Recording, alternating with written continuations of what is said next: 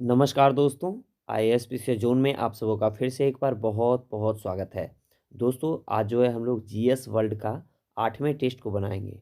यह जो test series है दोस्तों, यह यूपीपीसीएस आरओ एआरओ परीक्षा के लिए है, जो कि 11 फरवरी को आयोजित तो होनी है। ठीक है, तो चलिए हम लोग बिना देरी के वीडियो को शुरू करते हैं। वीडियो पसंद आएगा तो वीडियो को लाइक कर दीजिएगा।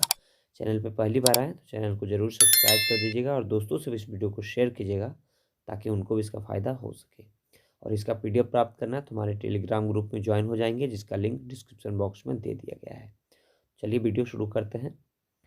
आज का पहला प्रश्न है, भारतीय उपमहाद्वीप में नवपाषाण काल की प्राचीनतम बस्ती के साक्ष्य कहाँ से मिले थे? तो इसका राइट आंसर हो जाएगा दोस्तों ऑप्शन बी, मेहरगढ़ से। ठीक है, नवपाषाण कालीन प्राचीनतम बस्ती के साक्ष्य जो है पाकिस्तान में स्थित बालूचिस्तान प्रांत के मेहरगढ़ से मिले हैं, जो लगभग 7000 वर्ष पुरानी है। और याद रखेंगे कि मेहरगढ़ में जो है कृषि के प्राचीनतम साक्ष्य भी मिले थे। ठीक है, यानी कृषि के प्राचीनतम साक्ष्य कहाँ से मिले हैं? तो वो भी मेहरगढ़ से ही मिले हैं। ठीक है, नेक्स्ट है, महात्मा गांधी भारतीय राष्ट्रीय कांग्रेस के अध्यक्ष किस वर्ष बने थे? महात्मा गांधी जो है भारतीय राष्ट्रीय कांग्रेस के अध्यक्ष किस वर्ष बने थे? तो इसका राइट आंसर हो जाएगा ऑप्शन बी, 1924 बेलगांव अधिवेशन। ठीक है, 1924 में बेलगांव अधिवेशन हुआ था, उसका अध्यक्षता महात्मा गांधी ने किया था। और महात्मा गांधी एक बार ही कांग्रेस के अध्यक्ष बने थे, ये भी याद रखेंगे। नेक्स्ट प्रश्न है, निम्नलिखित में से किस सैंधव स्थल से R37 कब्रिस्तान के प्रमाण मिले हैं? तो इसका राइट आंसर हो जाएगा दोस्तों ऑप्शन डी, हड़प्पा से। कहाँ से मिला है? हड़प्पा से मिला है। हड़प्पा के समान आवास क्षेत्र के दक्षिण में एक कब्रिस्तान स्थित है, जिसे R37 कब्रिस्तान के नाम दिया गया है। सैंधव सभ्यता में लोथल से गुर्दीवाड़ा, मोहनजोदड़ो से कांसे की नर्तकी की मूर्ति और कालीबंगा से जुते हुए खेत के साक्ष्य भी मिले हैं, याद रखेंगे।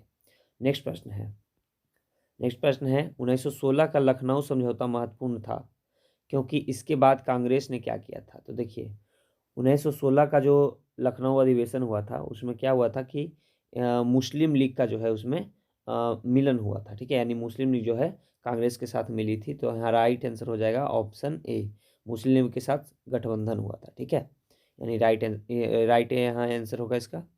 नेक्स्ट है, निम्नलिखित में से सत्य कथन का चयन कीजिए। ठीक है, तो देख लेते हैं हम लोग। यहाँ पहला दिया गया है, संलेखनापत्ति का उल्लेख जैन धर्म में है। बिल्कुल सही है, संलेखनापत्ति जो है वह जैन धर्म में प्रचलित है। संलेखनापत्ति के द्वारा जो है ना, जो भी जैन लोग होते हैं वो अपने प्राण को भूखे भूखे प्यासे रख करके अपने प्राण को त्यागते हैं, उसको संलेखनापत्ति कहता है। ठीक है, कहा जाता है। तो पहला तो हमारा कथन सही है। दूसरा है, जैन धर्म पूर्व जन्म एवं कर्म बाद में विश्वास करता है। बिल्कुल, जैन धर्म जो है पूर्व जन्म एवं कर्म बाद में विश्वास करता है। तो पहला दूसरा दोनों सही है, तो राइट आंसर ऑप्शन सी हो जाएगा। नेक्स्ट प्रश्न है, वायसराय लॉर्ड कर्जन के समय उग्रवाद के पनपने का मुख्य कारण क्या था? उग्रवाद के पनपने का मुख्य कारण। ठीक है, तो यहाँ पे राइट आंसर हो जाएगा ऑप्शन ए, बंगाल का विभाजन। ठीक है, बंगाल का विभाजन 19 जुलाई 1905 को बंगाल विभाजन हुआ था, ये आपको मालूम होगा। ठीक है, बंगाल विभाजन के कारण ही जो है उग्रवाद का उदय हुआ था।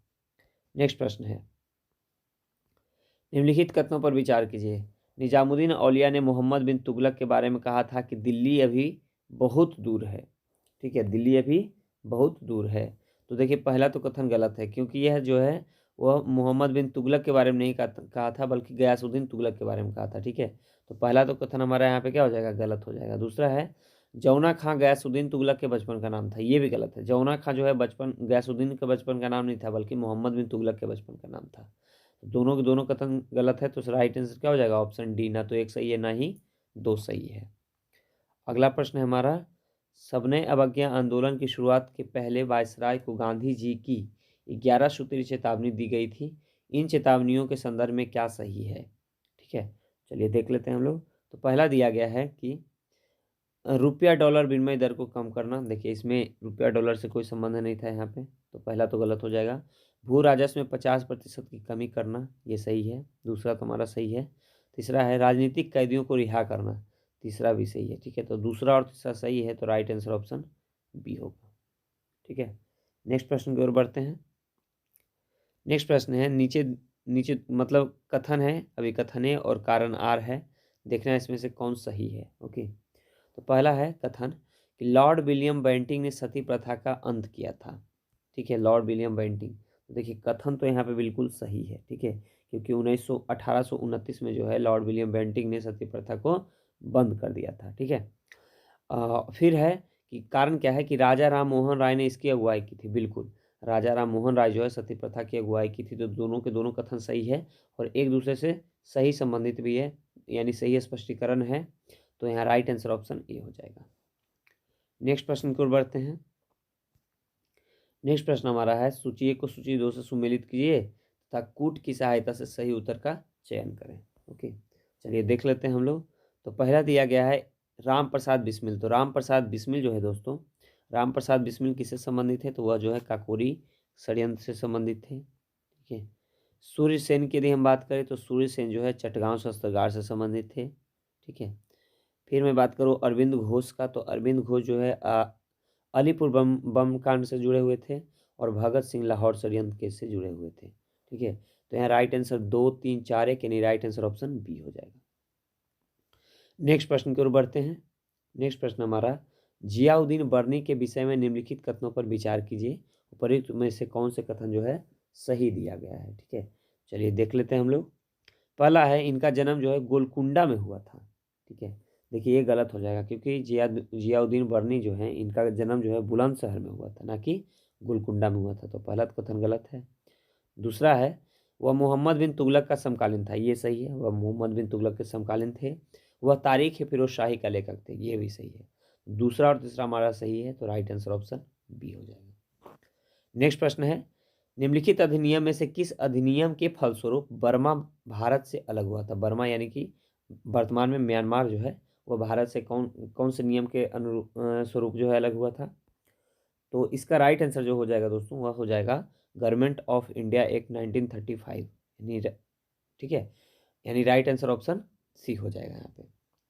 नेक्स्ट प्रश्न है सबसे पुरानी इमारत को सर्वप्रथम रखते हुए निम्नलिखित को तिथि के अनुसार क्रमबद्ध करें। ठीक है, सबसे पहले कौन बना उसके बाद कौन बना। ठीक है, चलिए देख लेते हैं। तो सबसे पहले तो जो है 2.5 दिन का झोपड़ा बना था। ओके, 2.5 दिन का झोपड़ा किसने बनवाया था? तो कुतुबुद्दीन ऐबक ने। ओके, तो पहला तो हमारा 2.5 दिन का झोपड़ा हो जाएगा।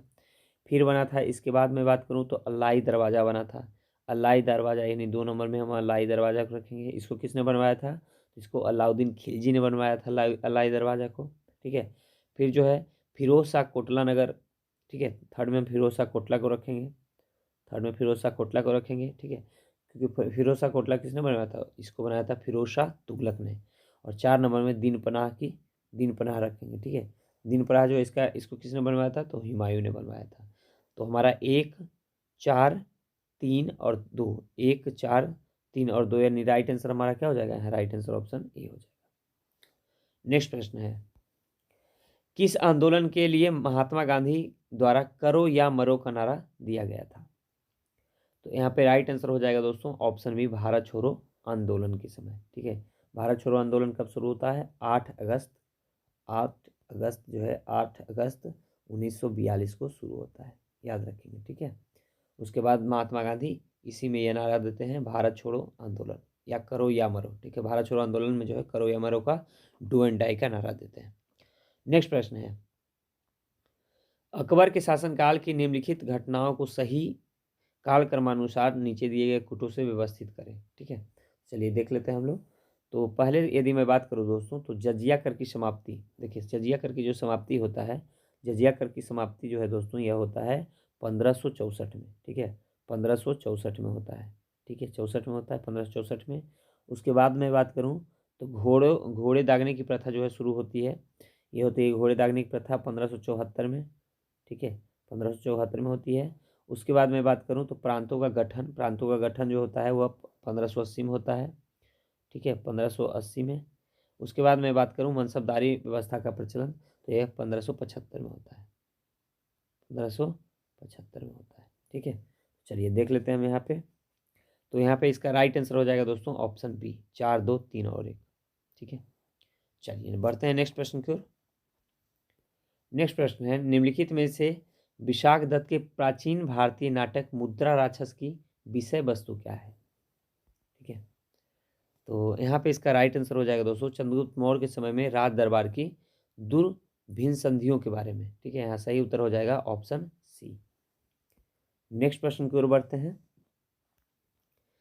निम्नलिखित कथनों पर विचार कीजिए। ठीक है, उपर्युक्त में से कौन सा कथन सही है? तो पहला दिया गया है कि अथर्ववेद में सभा व समिति को प्रजापति की दो पुत्रियां कहा गया है। बिल्कुल, पहला कथन तो सही है। दूसरा है उत्तर वैदिक काल में विदित का उल्लेख नहीं मिलता है। ठीक है, तो दोनों के दोनों कथन यहाँ सही है, तो राइट आंसर ऑप्शन सी हो जाएगा। नेक्स्ट प्रश्न है निम्नलिखित में से कौन सी एक नेहरू रिपोर्ट में की गई सिफारिश नहीं थी? ठीक है, इसमें से कौन सी सिफारिश नेहरू रिपोर्ट में शामिल नहीं था? तो देख लेंगे। यहाँ पे इसका राइट आंसर जो हो जाएगा दोस्तों ये हो जाएगा ऑप्शन डी, सांप्रदायिक आधार पर पृथक निर्वाचन मंडल को स्वीकार करना उसमें शामिल नहीं था। तो राइट आंसर ऑप्शन डी हो जाएगा। नेक्स्ट प्रश्न है हमारा, नीचे दो कथन मतलब कथन ए और कारण आर दिया गया है, देख लेते हैं यहाँ पे। ठीक है, तो पहला दिया गया है कि मैकाले ने भारत में अंग्रेजी शिक्षा को प्रोत्साहित किया था। देखिए, तो कथन तो हमारा सही है, बिल्कुल सही है, मैकाले ने जो है अंग्रेजी शिक्षा को इंट्रोड्यूस किया था। फिर है कारण आर कह रहा है कि मैकाले को विश्वास था कि अंग्रेजी शिक्षा भारत का वैज्ञानिक, तकनीकी तथा औद्योगिक विकास करेगी। ऐसा मैकाले का कोई भी सोच नहीं था। ठीक है, तो राइट आंसर तो देखिए यहाँ पे क्या हो जाएगा, कथन ए सही है लेकिन कारण आर गलत है, तो राइट आंसर ऑप्शन सी हो जाएगा। ओके, नेक्स्ट प्रश्न की ओर बढ़ते हैं। किस मुगल बादशाह के काल में हिंदू मनसबदारों की संख्या सर्वाधिक थी? ठीक है, तो ये हो जाएगी औरंगजेब के समय में। किसके समय में? औरंगजेब के समय में। नेक्स्ट है भारत में एटॉल परवाल द्वीप क्षेत्र स्थित है। एटॉल परवाल द्वीप, ठीक है, तो ये कहाँ पे है? तो ये है लक्षद्वीप में। नेक्स्ट है भारत में प्राकृतिक गैस के प्रसंस्करण, संप्रेषण तथा वितरण का कार्य किसके द्वारा किया जाता है? तो यहाँ राइट आंसर हो जाएगा गेल के द्वारा। किसके द्वारा दोस्तों? गेल के द्वारा होता है। ठीक है, गेल का फुल फॉर्म क्या होता है? Gas authority of India limited. ठीक है, गेल, GAIL, गैस अथॉरिटी। ठीक है, gas authority of India limited, GAIL. Okay, चलिए बढ़ते हैं नेक्स्ट प्रश्न की ओर। नेक्स्ट प्रश्न हमारा है निम्नलिखित क्षेत्र में पहले से लेकर बाद की तिथियों तक दक्षिण पश्चिम मानसून के आगमन के क्रम को व्यवस्थित करें। तो देखते हैं यहाँ पे। सबसे पहले तो दिया गया है, देखिए सबसे पहले आता है अंडमान निकोबार में। ठीक है, सबसे पहले अंडमान निकोबार में आ जाता है, जो कि लगभग 20 मई को ही आ जाता है अंडमान निकोबार में। ठीक है, 20 मई को अंडमान निकोबार में आता है। उसके बाद फिर जो है उसके बाद आएगा कहाँ? केरल में आता है। ठीक है, केरल में 9 जून के करीब आ जाता है, सॉरी 1 जून के करीब आ जाता है केरल में 1 जून के करीब आ जाता है। उसके बाद फिर मैं बात करूँ तो उसके बाद फिर जो है मुंबई में आता है 9 जून के करीब। उसके बाद फिर सबसे अंत में यहाँ उड़ीसा में पहुँचेगा। तो राइट आंसर 3, 1, 2, 4 यानी राइट आंसर ऑप्शन बी हो जाएगा। नेक्स्ट प्रश्न है निम्नलिखित में से कौन से कारक भारतीय मानसून को प्रभावित करते हैं? तो ऑप्शन में दिया गया है ITCZ, बिल्कुल ये भी प्रभावित करता है। फिर जेट स्ट्रीम भी प्रभावित करता है, अल नीनो भी प्रभावित करता है और ला नीनो भी प्रभावित करता है। ठीक है, यानी सभी के सभी जो है वो भारतीय मानसून को प्रभावित करते हैं। तो राइट आंसर ऑप्शन डी हो जाएगा, उपयुक्त में से सभी। नेक्स्ट प्रश्न की ओर बढ़ते हैं, यानी 25 नंबर प्रश्न है भारत का तमिलनाडु राज्य अपनी अधिकांश वर्षा मानसून की किस शाखा से प्राप्त करता है? ओके, तो यह जो प्राप्त करता है दोस्तों, यह करता है उत्तर पूर्वी मानसून से। ठीक है, उत्तर पूर्वी मानसून से यह प्राप्त करता है, या तो हम कह सकते हैं लौटते हुए मानसून से यह प्राप्त करता है। राइट आंसर ऑप्शन सी हो जाएगा। नेक्स्ट प्रश्न है निम्नलिखित कथनों में से कौन से कथन सत्य है? ठीक है, चलिए देख लेते हैं हम लोग यहाँ पे। तो पहले दिया गया है कि जलोढ़ मृदा जो है प्रायद्वीपीय प्रदेश में पूर्वी तट की नदी डेल्टाओं और नदी की घाटियों में पाई जाती है। बिल्कुल पहला कथन तो सही है। दूसरा है जलोढ़ मृदा में जो है पोटास की मात्रा अधिक पाई जाती है। बिल्कुल सही है। फिर है प्रति वर्ष बाढ़ों के द्वारा निक्षेपित होने वाली नई जलोढ़ मृदा को खादर कहते हैं। ठीक है, बिल्कुल खादर जो है एक उपजाऊ मृदा होता है, जबकि बांगर जो है बांगर जो है वो अन उपजाऊ होता है, वहाँ पे वो बंजर कह सकते हैं, बंजर मृदा होता है। ठीक है, तो तीनों के तीनों कथन यहाँ सही है, तो राइट आंसर ऑप्शन डी हो जाएगा। नेक्स्ट प्रश्न है गेहूं की फसल के संबंध में निम्नलिखित में से कौन से कथन सत्य है। ठीक है, तो चलिए देख लेते हैं हम लोग। पहला दिया गया है कि इस फसल को उगाने के लिए समान रूप से वितरित 50 से 75 सेंटीमीटर वार्षिक वर्षा की आवश्यकता होती है। बिल्कुल, पहला कथन तो सही है। दूसरा है उत्तर पश्चिम भारत में गंगा सतलुज का मैदान प्रमुख गेहूं उत्पादक क्षेत्र है। बिल्कुल, ये भी सही है। तो दोनों दोनों कथन सही है, तो राइट आंसर ऑप्शन सी हो जाएगा। नेक्स्ट प्रश्न है दोस्तों, जो कि एक तरफ परियोजना दिया गया है, दूसरे तरफ नदी दिया गया है। ठीक है, तो चलिए हम लोग मिलान कर लेते हैं। पहला देखिए चमेरा परियोजना दिया गया है, ठीक है ना। तो चमेरा परियोजना जो है रावी नदी पर हिमाचल प्रदेश में स्थित है। ठीक है, तो ये तो हो जाएगा, एक का दो हो जाएगा। फिर मैं बात करूँ यदि दुल्हस्ती परियोजना का, तो दुल्हस्ती परियोजना जो है चेनाब नदी पर जम्मू कश्मीर में है। ठीक है, चेनाब नदी पर जम्मू कश्मीर में है। उसके बाद मैं बात करूँ तिपाईमुख परियोजना का, तो तिपाईमुख परियोजना जो है बराक नदी पर मणिपुर में है। ठीक है, बराक नदी पर कहाँ है, मणिपुर में है। ठीक है, उसके बाद मैं बात करूँ तिलैया परियोजना का, तो तिलैया जो परियोजना है दोस्तों, यहाँ पे देखेंगे, सॉरी, बराक नदी पर है। और तिलैया परियोजना जो है यह बराकर नदी पर है। ठीक है, किस पर है, बराकर नदी पर है। तो यहाँ सही मिलान हो जाएगा, यहाँ सही मिलान हो जाएगा 2 1 4 3, यानी राइट आंसर ऑप्शन सी हो जाएगा। नेक्स्ट प्रश्न की ओर बढ़ते हैं। नेक्स्ट प्रश्न हमारा है, एक तरफ खनिज दिया गया है तो दूसरे तरफ जो है स्थान दिया गया है। ठीक है, तो चलिए यहाँ पे मिलान कर लेते हैं। तो पहला दिया गया है मैंगनीज, तो मैंगनीज के लिए जो है बेलारी है। ओके, बेलारी। फिर मैं बात करूँ हीरा का, ठीक है, हीरा का बात करूँ तो हीरा जो हो जाएगा वो पन्ना हो जाएगा।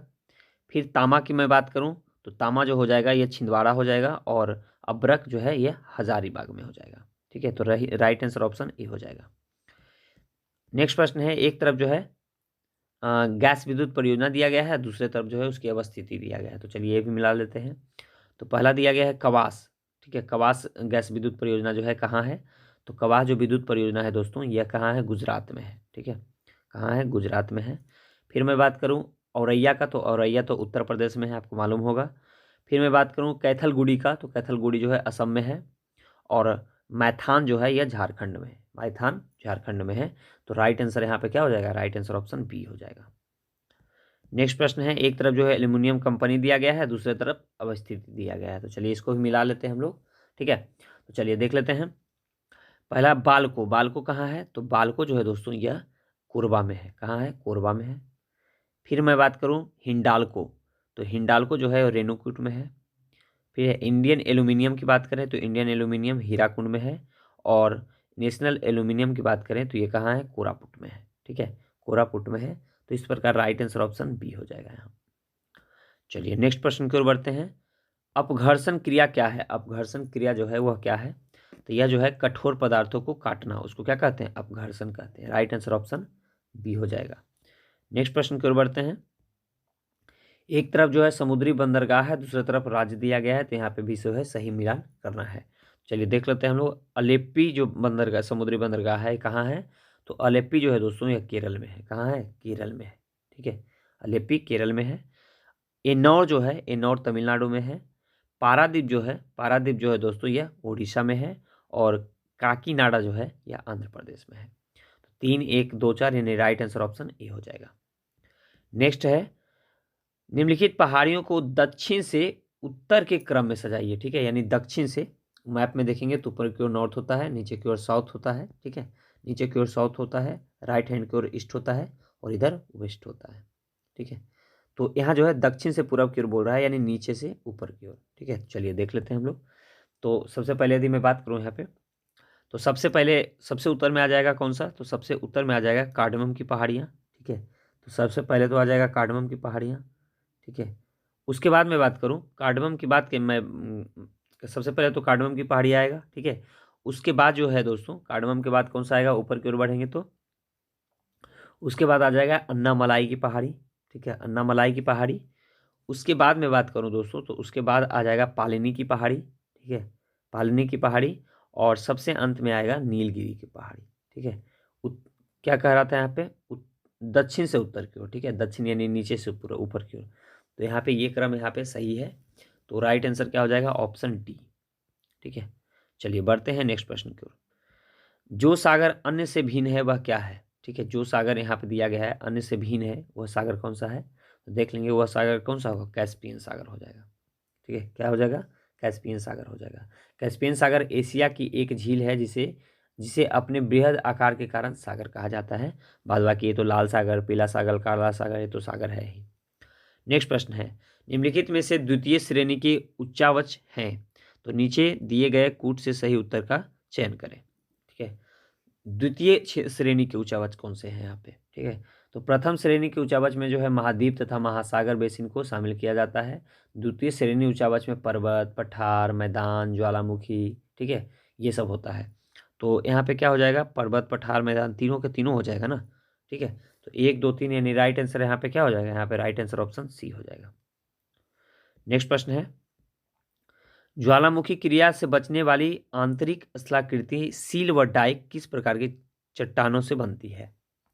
ठीक है, तो यहाँ पे राइट आंसर यहाँ हो जाएगा अंतर्भेदी मध्यवर्ती चट्टान से। ठीक है, नेक्स्ट प्रश्न की ओर बढ़ते हैं। निम्नलिखित में से एक तरफ देखेंगे सही सुमेलित नहीं है। ठीक है, सही कौन सा सही युग्म जो है सही सुमेलित नहीं है। एक तरफ जो है प्रमुख गर्त है, दूसरी तरफ महासागर दिया गया है। ठीक है, चलिए देख लेते हैं हम लोग। यहाँ पे मैं बात करूँ दोस्तों, तो यहाँ पे जो इसका राइट आंसर हो जाएगा, ध्यान देंगे। ठीक है, यहाँ पे राइट आंसर यहाँ पे हो जाएगा option C. Okay, option C जो है यहाँ पे ये गलत है। ठीक है, प्यूटोरिको गर्त जो है उत्तरी अटलांटिक महासागर में है, जबकि यहाँ दे दिया है दक्षिणी अटलांटिक महासागर, तो हमारा सी गलत है यहाँ पे। तो राइट आंसर ऑप्शन सी होगा। नेक्स्ट है, निम्नलिखित कथनों पर विचार करें। ओके, चलिए देख लेते हैं कौन से कथन इसमें जो है सत्य दिया गया है। तो चलिए सबसे पहले देखते हैं हम, एल तरंगों की खोज जो है HD लव विद्वान ने की थी, बिल्कुल पहला सही है। भूकंप की सर्वाधिक तीव्रता भूकंप अधिकेंद्र पर होता है, ये भी सही है। एस तरंगे द्वितीय श्रेणी की तरंगे हैं, ये भी सही है। ठीक है, तो तीनों सही है, तो राइट आंसर ऑप्शन डी हो जाएगा। नेक्स्ट है, चावल के संदर्भ में निम्नलिखित कथनों पर विचार करें और कौन से कथन यहाँ पे सही है, इसको चूज करना है। तो पहला कथन दिया गया है कि चावल की कृषि विश्व में 45 डिग्री उत्तर से 45 डिग्री दक्षिण अक्षांशों के बीच की जाती है, बिल्कुल ये कथन सही है, पहला तो हमारा सही हो जाएगा। ठीक है, उसके बाद मैं बात करूं तो भारत में आंध्र प्रदेश तथा गुजरात में वर्ष के चावल की 3 फसलें बोई जाती है। देखिए यहाँ पे ये गलत हो जाएगा, दूसरा जो दिया गया है ना, ये क्या हो जाएगा, दूसरा यहाँ पे गलत हो जाएगा। ठीक है, मैं बात करूँ यदि तो भारत में असम और पश्चिम बंगाल जो है ना, वहाँ पे फसल चावल की 3 फसल उगाई जाती है, ना कि आंध्र प्रदेश और गुजरात में। तो दूसरा तो हमारा गलत हो जाएगा। तीसरा है, चावल के लिए चिकनी उपजाऊ मिट्टी की आवश्यकता होती है, ये सही है। तो पहला और तीसरा क्या है, सही है, तो राइट आंसर ऑप्शन डी हो जाएगा।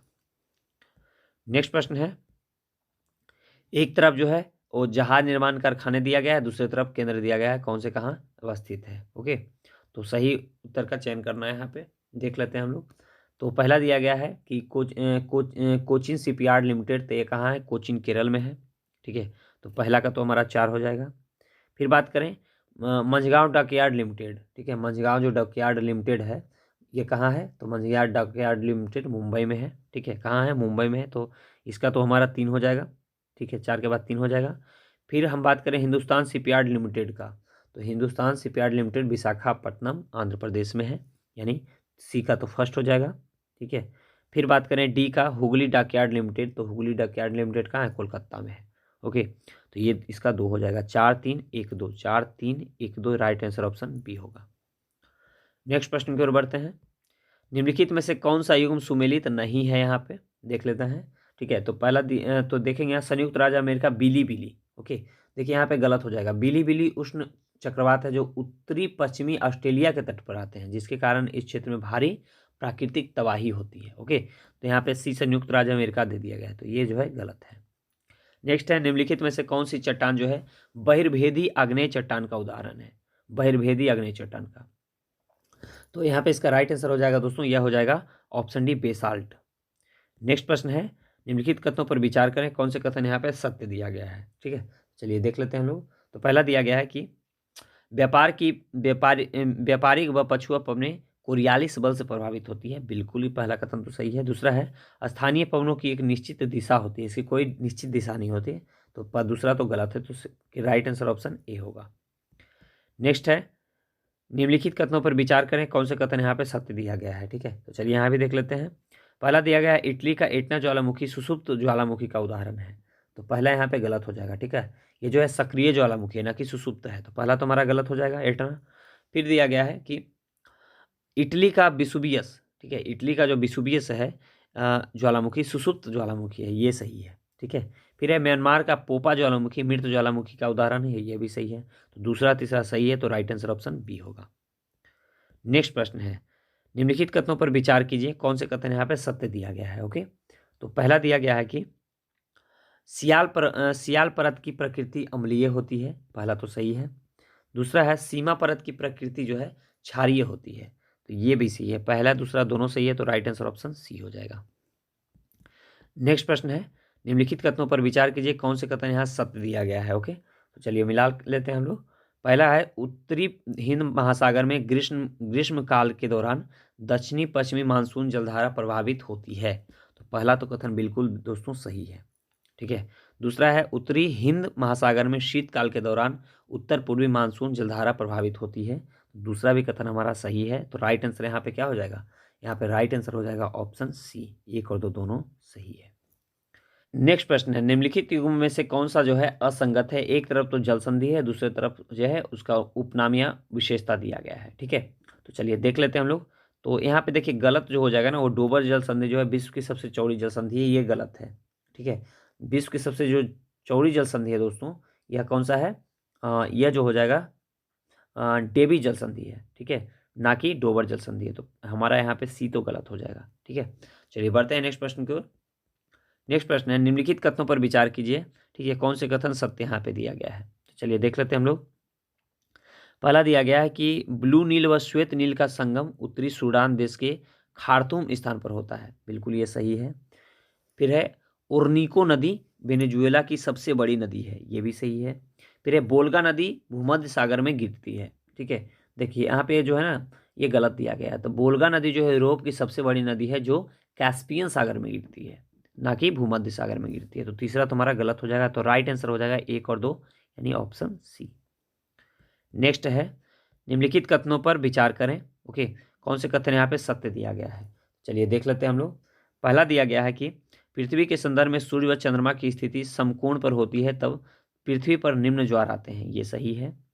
फिर है पृथ्वी के संदर्भ में सूर्य व चंद्रमा एक सीधी रेखा में होते हैं तब पृथ्वी पर उच्च ज्वार आता है, ये भी सही है। तो दोनों के दोनों सही है, तो राइट आंसर ऑप्शन सी होगा। नेक्स्ट प्रश्न की ओर बढ़ते हैं, अध्यादेश जारी करने का अधिकार राष्ट्रपति का कौन सा अधिकार है। अध्यादेश जारी करना, तो यह है राष्ट्रपति का विधायी अधिकार। ठीक है, विधि अधिकार। ओके, जो कि अनुच्छेद 123 में आता है। ओके, अनुच्छेद 123 1 2 3 अध्यादेश। नेक्स्ट है, निम्नलिखित कथनों पर विचार कीजिए। ठीक है, कौन से कथन यहाँ पे सत्य दिया गया है देखना है, तो चलिए देख लेते हैं। विपक्ष के नेता को वर्ष 1969 में पहली बार मान्यता मिली, ये सही है। वर्ष 1962 में शून्यकाल की शुरुआत हुई, ये भी सही है। दोनों दोनों सही है, तो राइट आंसर ऑप्शन सी होगा। नेक्स्ट प्रश्न है, निम्नलिखित में से कौन सा राज्यसभा की एकाधिकार शक्ति के अंतर्गत आता है, राज्यसभा का। ठीक है, तो देखिएगा, नई अखिल भारतीय सेवाओं का सृजन करना इसका जो है एक शक्ति होता है, जो कि विशेष शक्ति है, जो कि लोकसभा के पास नहीं होता है। तो राइट आंसर ऑप्शन सी हो जाएगा। नेक्स्ट है, कथन ए और कारण आर दिया गया है, चलिए यहाँ पे देख लेते हैं 54 नंबर प्रश्न को। ठीक है, तो यहाँ पे दिया गया है, यहाँ पे देखेंगे कि राज्यपाल और मंत्रिपरिषद के बीच मुख्यमंत्री संचार का माध्यम होता है, बिल्कुल कथन तो सही है। कारण दिया गया है कि मुख्यमंत्री राज्य मंत्रिपरिषद का प्रमुख होता है, ये भी सही है। कथन और कारण सही है, और कारण जो है कथन का सही स्पष्टीकरण भी करता है, यानी व्याख्या भी करता है, तो इसलिए राइट आंसर ऑप्शन सी हो जाएगा यहाँ पे। ठीक है, नेक्स्ट है, उच्चतम न्यायालय के मुख्य न्यायाधीश अपने पद पर बने रह सकते हैं। ठीक है, तो कितने वर्ष की आयु तक बने रह सकते हैं दोस्तों, तो वे बने रह सकते हैं 65 वर्ष की आयु तक। राइट आंसर ऑप्शन सी हो जाएगा यहाँ पे। ठीक है, राइट आंसर ऑप्शन सी हो जाएगा। नेक्स्ट प्रश्न है, निम्नलिखित में से कौन भारत के राष्ट्रपति के निर्वाचन मंडल में भाग लेते हैं, भारत के राष्ट्रपति के निर्वाचन मंडल में। ठीक है, तो देख लेंगे यहाँ पे, लोकसभा के मनोनीत सदस्य, देखिए लोकसभा के मनोनीत सदस्य भाग नहीं लेते हैं। ठीक है, और ना ही राज्यसभा के मनोनीत सदस्य भाग लेते हैं। बाद बाकी लोकसभा के निर्वाचित सदस्य, विधानसभा के भी निर्वाचित सदस्य और राज्यसभा के निर्वाचित सदस्य, तो 2 3 4 सही है, तो राइट आंसर ऑप्शन डी होगा। नेक्स्ट है, देश की रक्षा करें और आह्वान किए जाने पर राष्ट्र की सेवा करें, यह मूल कर्तव्य में अपना क्रम वरीयता अनुसार स्थान रखता है। तो यह कौन सा रखता है दोस्तों, तो यह रखता है चौथा। Okay, right answer option C हो जाएगा। नेक्स्ट है, भारतीय संविधान की संघीय विशेषता निम्नलिखित है, नीचे दिए गए कूट से सही उत्तर का चयन कीजिए। चलिए देख लेते हैं हम लोग। तो सबसे पहले यदि मैं बात करूं दोस्तों, तो ये हो जाएगा, ध्यान देंगे यहाँ पे, ये हो जाएगा संविधान की सर्वोच्चता। ठीक है, संघीय विशेषता है संविधान की सर्वोच्चता। सबसे पहले तो संविधान की सर्वोच्चता, उसके बाद मैं बात करूँ यदि संविधान की सर्वोच्चता, उसके बाद फिर हो जाएगा यहाँ पे शक्तियों का विभाजन भी हो जाएगा। ठीक है, सॉरी, लिखित संविधान हो जाएगा, लिखित संविधान हो जाएगा, संविधान की सर्वोच्चता हो जाएगा, और क्या हो जाएगा, शक्तियों का विभाजन हो जाएगा, यानी 2, 4 और 5। तो राइट आंसर ऑप्शन बी हो जाएगा। नेक्स्ट प्रश्न की ओर बढ़ते हैं।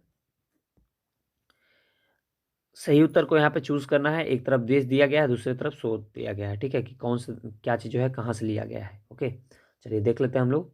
तो पहला दिया गया है ब्रिटेन। ब्रिटेन से क्या लिया गया है दोस्तों, तो ब्रिटेन से जो है विधायी प्रक्रिया लिया गया है। ओके, उसके बाद मैं बात करूँ यदि आयरलैंड का, तो आयरलैंड से जो है दोस्तों यह राज्यसभा में मनोनीत सदस्य को लिया गया है। ठीक है, वही ठीक है, राज्यसभा में जो मनोनीत सदस्य होते हैं वो आयरलैंड के संविधान से लिया गया है।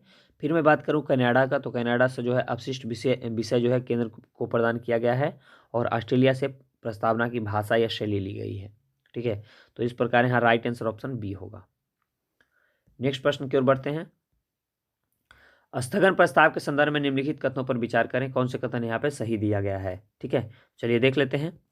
स्थगन प्रस्ताव केवल लोकसभा में पेश किया जाता है, ये कथन बिल्कुल गलत हो जाएगा। ठीक है, ये कथन गलत हो जाएगा। दूसरा है स्थगन प्रस्ताव केवल राज्यसभा के सदस्यों द्वारा ही पेश किए जाते हैं, ये भी गलत है। दोनों गलत है, तो राइट आंसर ऑप्शन डी होगा।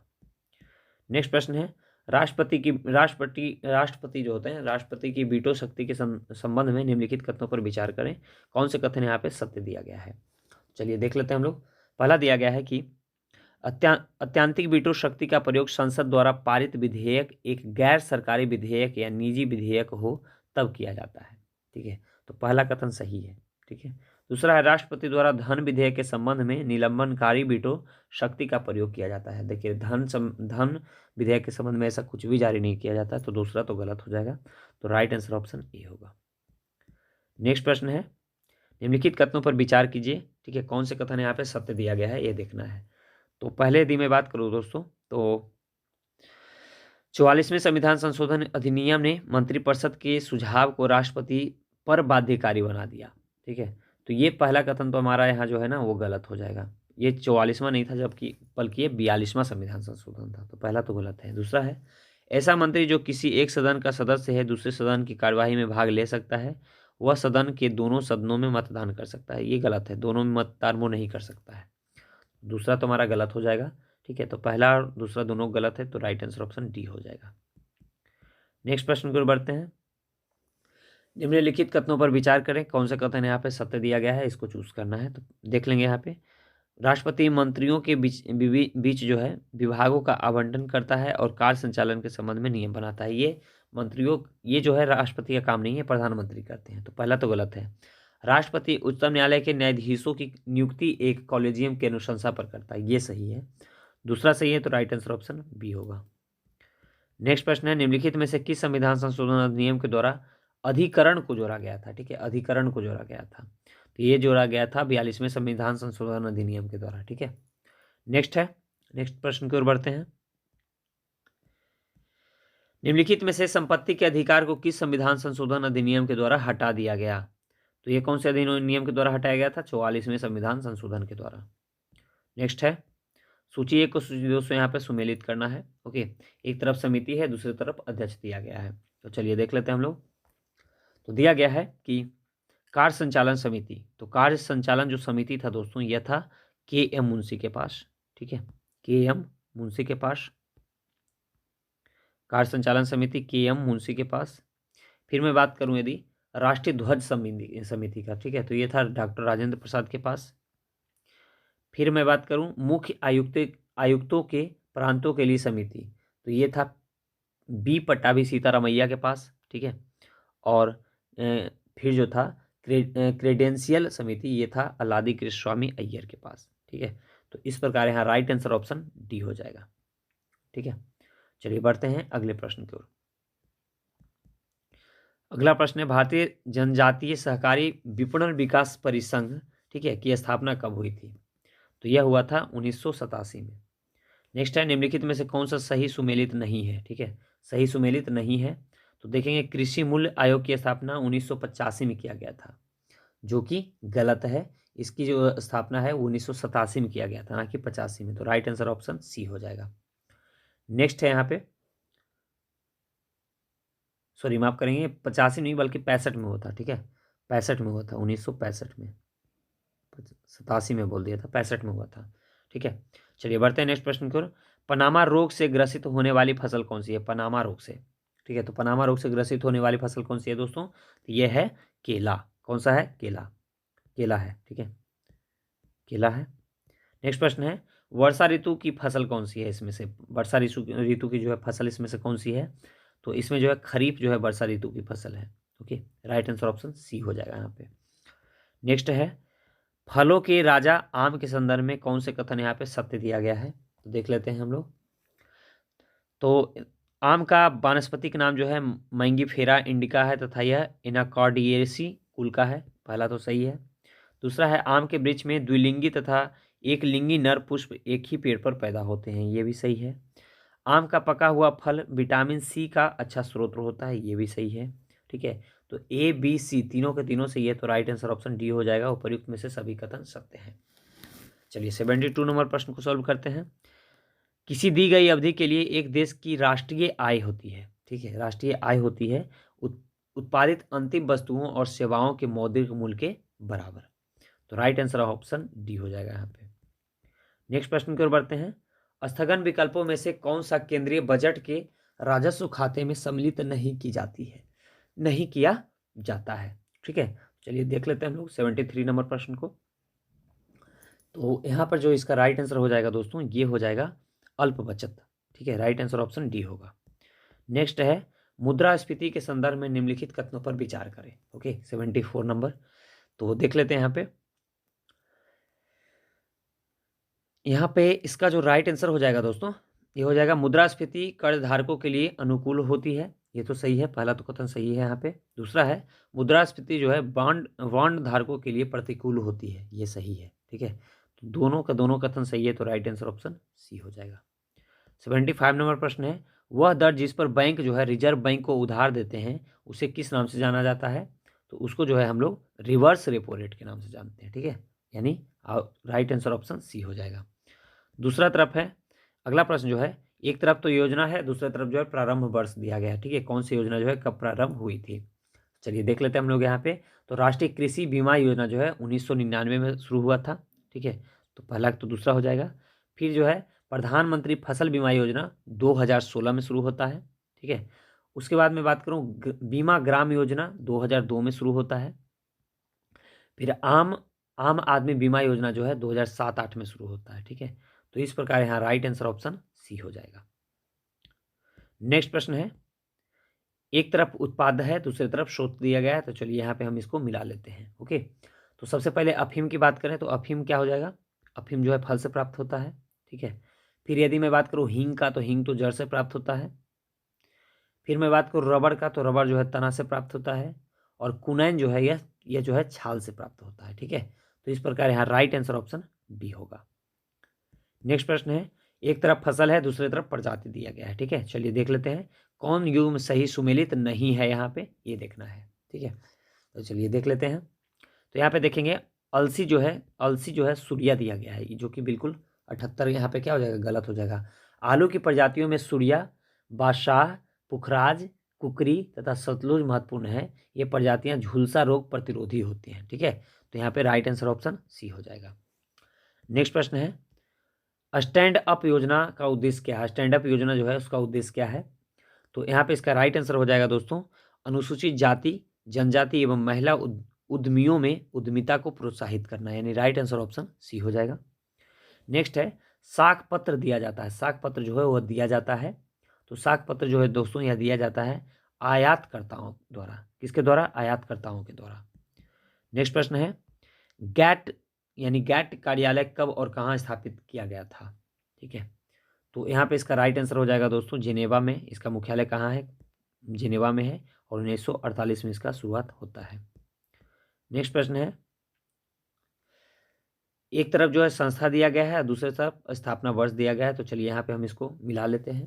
ठीक है, तो सबसे पहले मैं बात करूँ तो भारतीय औद्योगिक वित्त निगम लिमिटेड, इसकी स्थापना 1948 में होती है। ठीक है, 1948 में। फिर मैं बात करूँ यहाँ,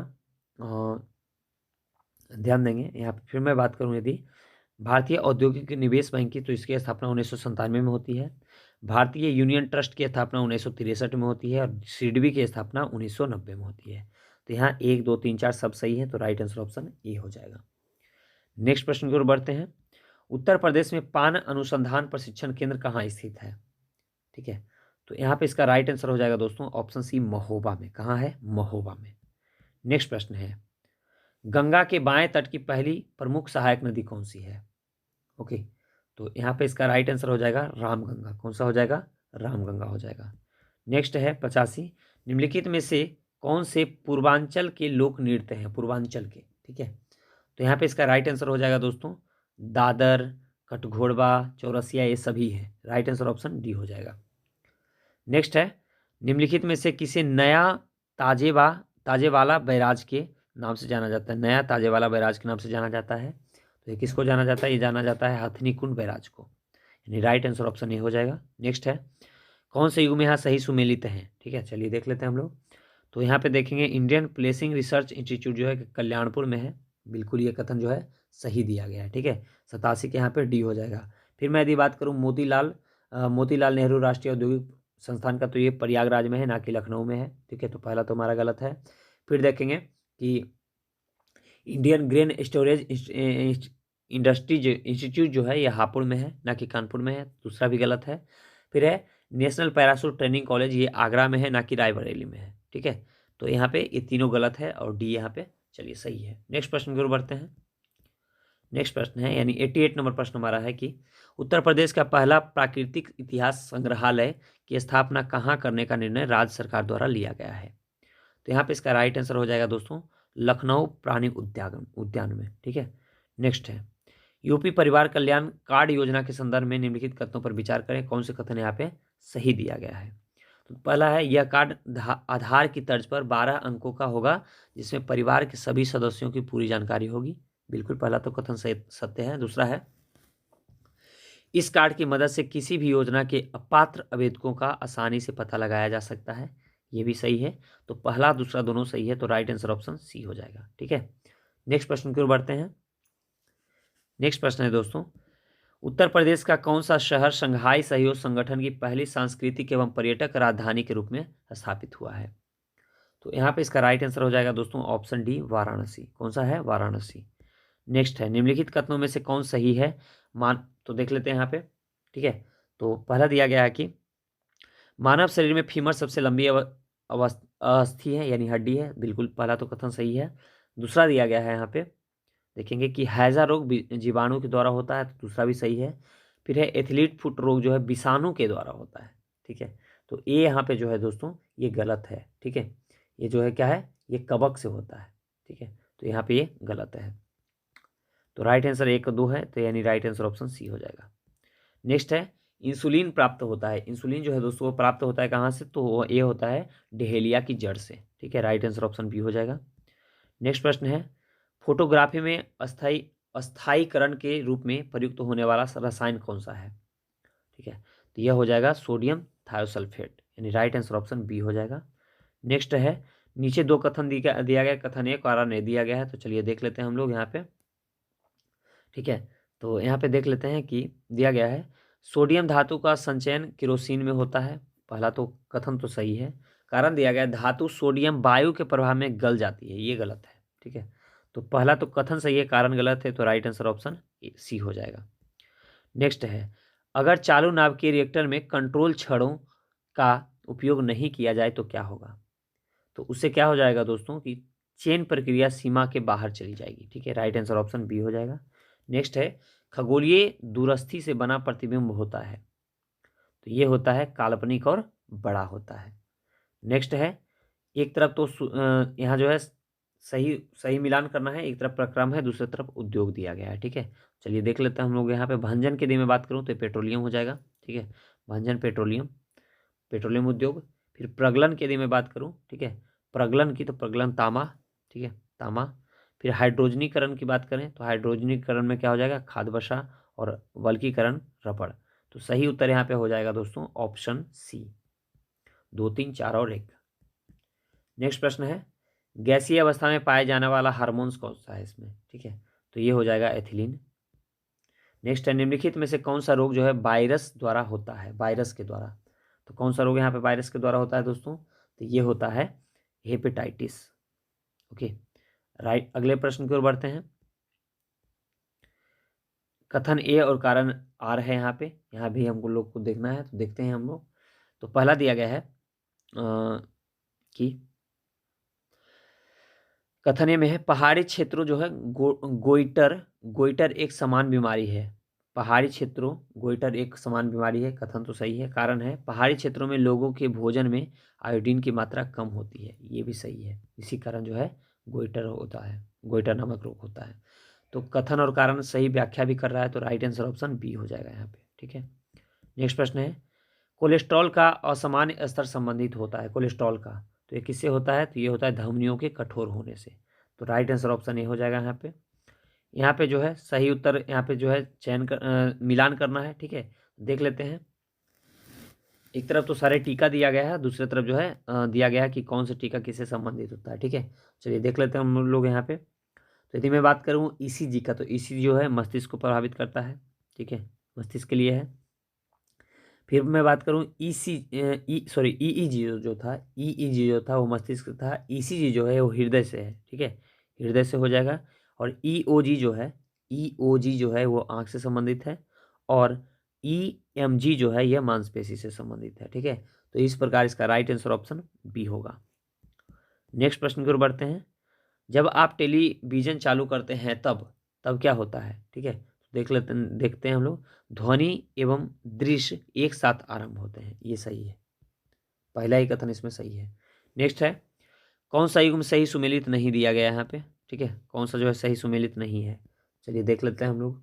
तो यहाँ पे जो देखेंगे सही सुमेलित जो है, वार्षा सम्मेलन 2015 के पेरिस जलवायु समझौते को लागू करने पर सहमति है, ठीक है। ये जो है यहाँ पे दोस्तों ये गलत हो जाएगा। वार्षा सम्मेलन वर्ष 2013 में हुआ था, और इस सम्मेलन में ग्रीन क्लाइमेट फंड बनाने पर सहमति बनी थी, ठीक है। तो इसलिए हमारा डी यहाँ पे गलत है। नेक्स्ट है, राइजो फिल्ट्रेशन के संदर्भ में निम्नलिखित कथनों पर विचार करें, ठीक है। उपयुक्त में से कौन से कथन जो है असत्य नहीं है, असत्य नहीं यानी कि सत्य है, ठीक है। कौन से जो है यहाँ पे सत्य है, तो देख लेते हैं। यह एक जल जैवोपचार की तकनीक है, ठीक है, जैवोपचार की तकनीक है। इसमें पौधे की जड़ों द्वारा प्रदूषकों को अवशोषित कर जल को परिशुद्ध किया जाता है, तो पहला तो सही है।